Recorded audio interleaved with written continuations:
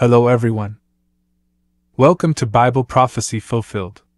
This is number 24 in our series titled, The Parousia. This is an exhaustive list of the use of the Greek word parousia in the New Testament, and when in reference to Jesus, it pertains to what is often called the second coming of Christ. Many Bible believers agree that the first half of Matthew 24 is in reference to the destruction of Jerusalem in the first century. However, they may not realize that Matthew 24 verses 3 and 27 refer to the Parousia, which fixes the Parousia in the first century. It may be difficult to understand how preferences for the traditions of men can replace the clear teachings of the Bible on such an important doctrine as eschatology, but it is worth probing the question. First, we see the power of repetition. When something is repeated over and over, it is assumed to be true, and this truth then, is often passed down generationally. Once this has happened, the true teachings of the Bible can even seem heretical, as for example, the Catholic belief that Protestants are heretics for not believing in the Catholic traditions. This has happened within Protestantism itself, as well, where those who adhere to Bible-based eschatology, that is, full preterists, are accused of being heretics. Secondly, there is the idolatry of simply believing authority figures or famous experts, without proving all things. As Paul warned, individuals may rely on others like John Calvin, John MacArthur, Spurgeon, or some other Bible teacher, or maybe a favorite commentary to do their thinking. In James 1 verse 5 it states, "If any of you lack wisdom, let him ask of God, who is giving to all liberally." Thirdly, creeds can be enshrined and preserved to take the place of critical thought. The creeds frequently contradict biblical eschatology and remain, mostly, unquestioned.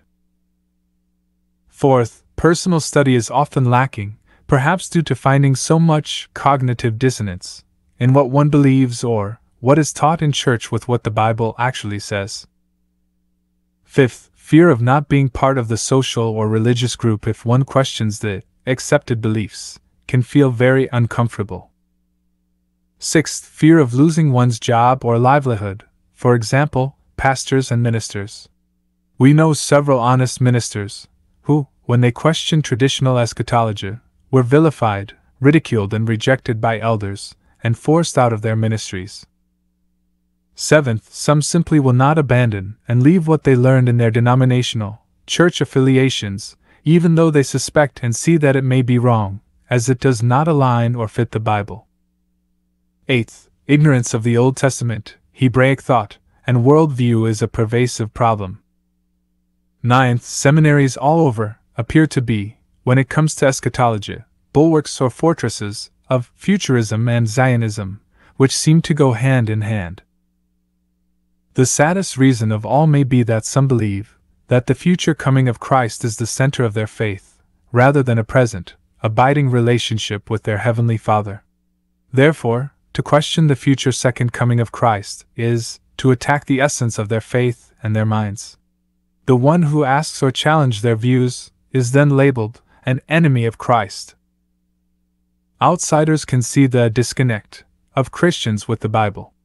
For example, atheists, Jews, and Muslims point out that Christian scriptures must be wrong and therefore not inspired because Jesus clearly said he would return in the first century.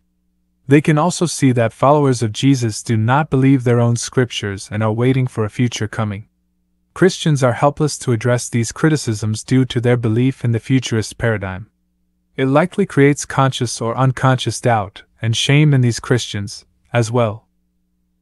The accuracy of Jesus and the Apostles' prophetic statements regarding the end of the Old Covenant and the beginning of the New could be one of the best evangelistic tools and a powerful missionary witness. However, we have failed to understand the clear teachings of the Bible, due to giving away the authority that belongs to the living Word, revealed in the Bible, in exchange for tradition, experts, money, esteem, fear of being ostracized, and a host of other reasons. We need to get eschatology right to be excellent defenders of the faith. Thank you for joining us. Shalom.